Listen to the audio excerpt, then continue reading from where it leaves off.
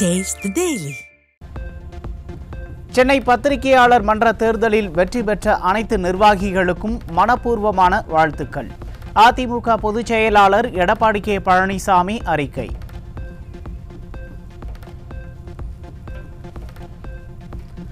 நாட்டில் உள்ள விமான நிலையங்களில் பசுமை ஆற்றலை பயன்படுத்துவது தொடர்பாக அதிமுக மாநிலங்களவை உறுப்பினர் சி.வி. சண்முகம் நாடாளுமன்றத்தில் கேள்வி. கடந்த 2014ஆம் ஆண்டு முதல் மொத்தம் 80 விமான நிலையங்கள் 100% பசுமை ஆற்றல் பயன்பாட்டுக்கு மாறியுள்ளதாக மத்திய இணையமைச்சர் பதில்.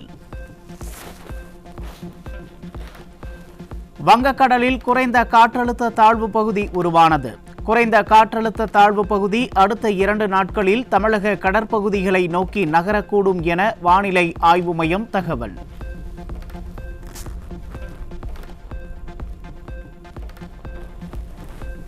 நாளை செங்கல்பட்டு, கடலூர், விழுப்புரம், மயிலாடுதுறை மற்றும் புதுச்சேரியில் மிக கனமழை பெய்ய வாய்ப்பு என வானிலை ஆய்வு மையம் தகவல்.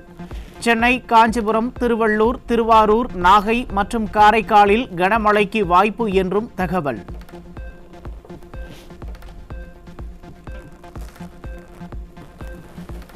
வரும் 18ஆம் தேதி சென்னை, செங்கல்பட்டு, திருவள்ளூர், கடலூர், காஞ்சிபுரம் மாவட்டங்களில் மிக கனமழைக்கு வாய்ப்பு. ராணிப்பேட்டை, திருவண்ணாமலை, கள்ளக்குறிச்சி, வேலூர், அரியலூர், மயிலாடுதுறை மாவட்டங்களில் கனமழைக்கு வாய்ப்பு என்றும் வானிலை ஆய்வு மையம் தகவல்.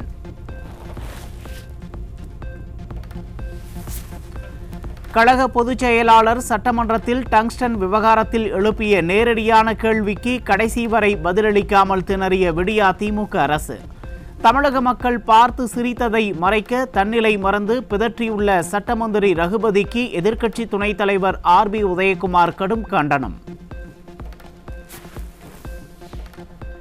திருப்பூர் மாவட்டம் திருமுருகன்பூண்டி நகர்மன்ற கூட்டத்தில் இருந்து அதிமுக கவுன்சிலர்கள் வெளிநடப்பு. சொத்து வரி, குடிநீர் வரி உள்ளிட்ட வரி உயர்வை ரத்து செய்ய கோரி நூதன முறையில் திமுக அரசுக்கு எதிராக கோஷம்.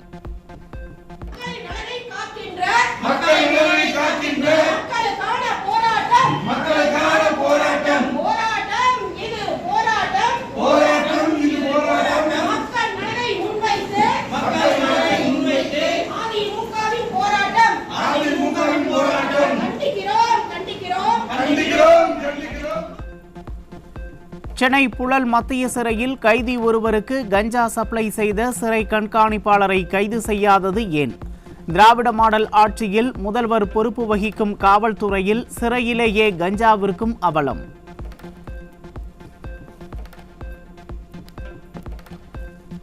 தூத்துக்குடியில் வெள்ள பாதிப்பை பார்வையிடுவதாக போட்டோ ஷூட் நடத்திய கனிமொழி மழையால் பெரிய பாதிப்பு இல்லை என பேசியதால் மக்கள் அதிர்ச்சி.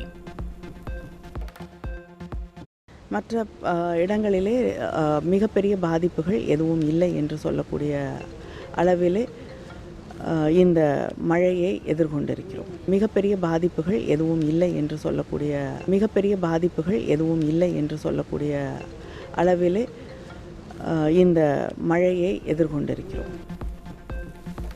3 நாட்களாக மழைநீரில் தவிக்கும் தூத்துக்குடி மக்கள் ஸ்டாலின் அரசு எந்த நடவடிக்கையும் எடுக்கவில்லை என வேதனை தெரிவிக்கின்றனர். போன வருஷம் இதே மாதிரி தண்ணிக்குள்ளே தான் கிடந்தோம், எதுவுமே செய்யலை. இந்த வாட்டி இப்படி தண்ணிக்குள்ளே தான் கிடக்கும், என்ன செய்யன்னு தெரியல. முட்டளவு தண்ணி கிடக்கு, பச்சை பிள்ளை வேற இருக்குது, யாருமே பார்க்க வரல, தண்ணிக்குள்ளே தான் கிடக்கும். நாங்கள் தூத்துக்குடியில் உள்ள ராஜீவ் நகர், மில்லர்புரம் உள்ளிட்ட சுற்றுவட்டார பகுதிகளில் மழை நின்று 2 நாட்களை கடந்தும் தண்ணீரை வெளியேற்ற மாநகராட்சி நடவடிக்கை எடுக்காததால் பொதுமக்கள் கடும் அவதி. மழைநீருடன் கழிவு நீரும் கலந்து குளம் போல் தேங்கி நின்ற நீரில் நடந்தபடி பள்ளிக்கு சென்ற மாணவர்கள்.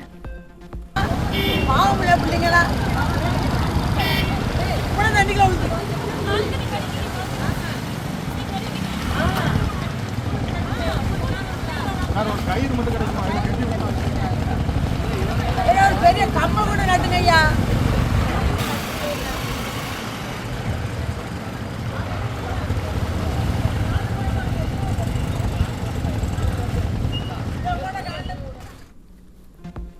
தூத்துக்குடி அனல் மின் நிலையத்தில் 6 மாதங்களுக்கு முன் 50 கோடி ரூபாய் செலவில் கட்டப்பட்ட சுற்றுச்சுவர் இடிந்து விழுந்தது. இதனால் 630 மெகாவாட் மின் உற்பத்தி பாதிக்கப்பட்டுள்ள நிலையில் திராவிட மாடல் அரசால் கட்டப்படும் கட்டுமானங்கள் அடுத்தடுத்து இடிந்து விழுவது ஏன் என மக்கள் கேள்வி.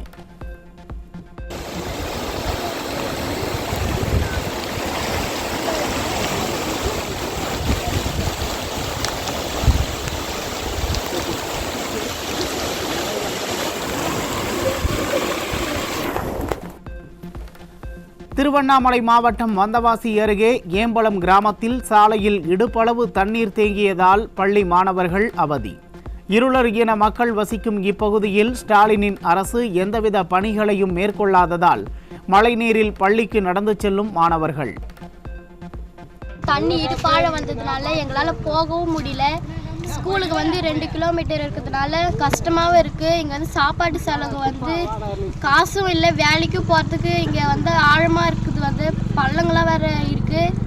பூச்சிகள்லாம் விஷப்பூச்சிங்கள்லாம் அதிகமாக இருக்குது. எங்களால் பயமாகவும் இருக்குது. ஸ்கூலுக்கு போகிறதுக்கு ரொம்ப கஷ்டமாக இருக்குது. இந்த சாலை உயர்த்தி கட்டுமாறு அரசாங்கத்தை கேட்டுக்கொள்கிறேன். திருவள்ளூர் மாவட்டம் பொன்னேரி அருகே காங்கிரஸ் சட்டமன்ற உறுப்பினரை முற்றுகையிட்டு பொதுமக்கள் வாக்குவாதம். மழைக்காலங்களில் தங்கள் பகுதிக்கு தனித்தீவு போல காட்சியளிப்பதாகவும் அரசு இதுவரை நடவடிக்கை எடுக்கவில்லை என்றும் குற்றச்சாட்டு.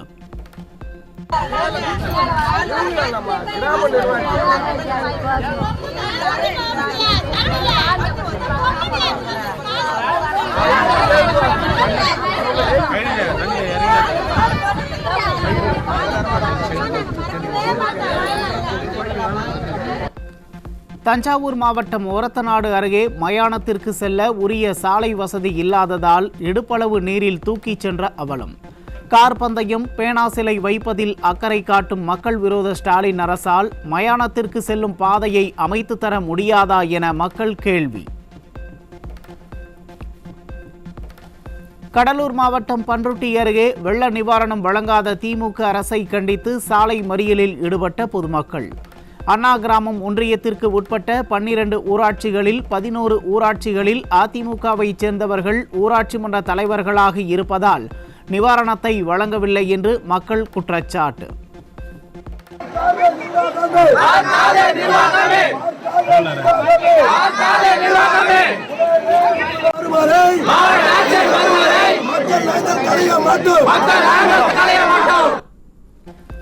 விழுப்புரம் மாவட்டம் ஓமந்தூர் பகுதியில் மழை வெள்ளத்தால் பாதிக்கப்பட்ட மக்களுக்கு நிவாரணம் வழங்காத ஸ்டாலின் அரசை கண்டித்து சாலை மறியலில் ஈடுபட்ட மக்கள்.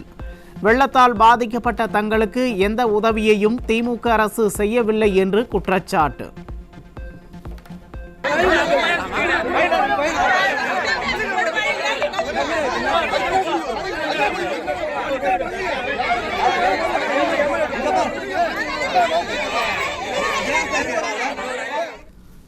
மைனாரிட்டி பாஜக அரசை கண்டித்து தமிழ்நாடு முழுவதும் ரயில் மறியலில் ஈடுபட்ட விவசாயிகள். விளைபொருட்களுக்கு குறைந்தபட்ச ஆதார விலை நிர்ணயிக்க கோரி டெல்லியில் போராடி வரும் விவசாயிகளுக்கு ஆதரவாக தமிழக விவசாயிகள் போராட்டம்.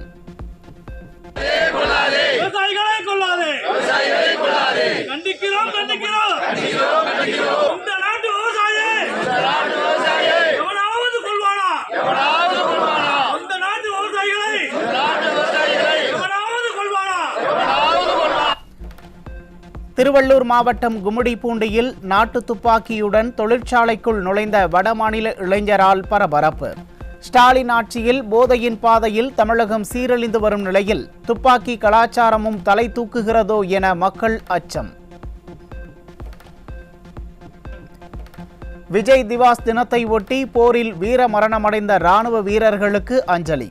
சென்னையில் உள்ள போர் நினைவு சின்னத்தில் பாதுகாப்பு படை அதிகாரிகள் மலர் வளையம் வைத்து மரியாதை.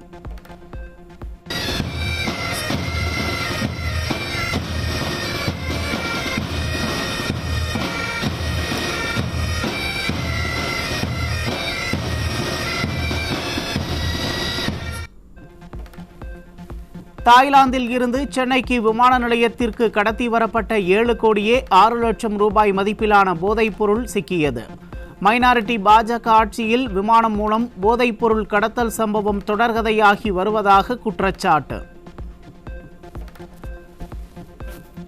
சென்னையில் 70 லட்சம் ரூபாய் மதிப்புள்ள மெத்தபெட்டமைன் போதைப்பொருள் விற்பனை செய்த இளம்பெண் மற்றும் காய்கறி வியாபாரி சிக்கினர். ஸ்டாலினின் கட்டுப்பாட்டில் உள்ள காவல்துறை மீது சிறிதும் பயமில்லாததே போதைப்பொருள் விற்பனைக்கு காரணம் என மக்கள் குற்றச்சாட்டு.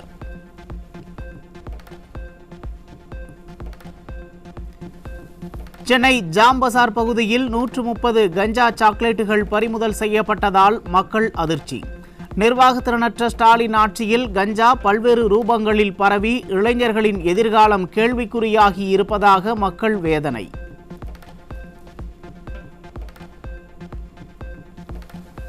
சென்னை எழும்பூருக்கு விரைவு ரயிலில் கடத்தி வரப்பட்ட 6 கிலோ கஞ்சா பொட்டலங்கள் சிக்கியது. கஞ்சா வேட்டை என புழுகு மூட்டைகளை அவிழ்த்துவிடும் ஸ்டாலின் ஆட்சியில் தமிழகம் போதைப்பொருள் வியாபாரிகளின் கேந்திரமாகி இருப்பதாக மக்கள் வேதனை.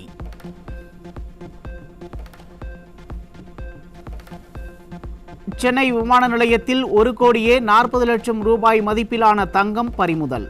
கடத்தல் சம்பவத்தில் ஈடுபட்ட விமான ஊழியர் சிக்கினார். நீலகிரி மாவட்டம் பந்தலூர் அருகே 15 வயது பள்ளி மாணவிக்கு பாலியல் தொல்லை கொடுத்த முன்னாள் உதவி பேராசிரியர் போக்சோவில் சிக்கினார். ஸ்டாலினின் திமுக ஆட்சியில் பள்ளி மாணவிகளுக்கு பாதுகாப்பு இல்லா நிலை உள்ளதாக பெற்றோர்கள் வேதனை. தூத்துக்குடி மாவட்டம் கோவில்பட்டி அருகே மதுபோதையில் மகனை கொன்ற தந்தை சிக்கினார். ஸ்டாலின் ஆட்சியில் அதிகரித்து வரும் மது பழக்கத்தால் சீரழிந்து வரும் குடும்பங்கள்.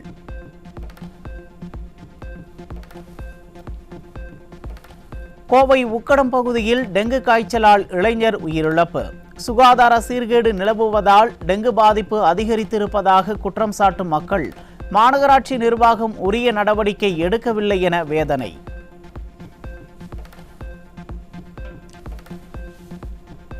வேலூரில் மாநகராட்சிக்கு சொந்தமான கழிவுநீர் அகற்றும் லாரியில் சிக்கி ஐடி பெண் ஊழியர் தலை நசுங்கி உயிரிழந்த பரிதாபம். விபத்து குறித்த பதைக்க வைக்கும் சிசிடிவி காட்சிகள் வெளியாகி பரபரப்பு.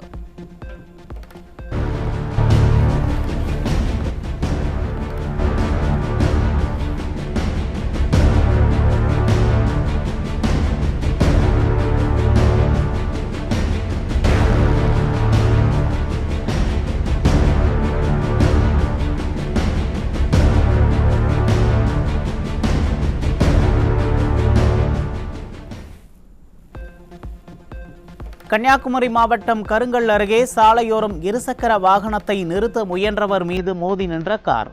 பதைக்க வைக்கும் சிசிடிவி காட்சிகள்.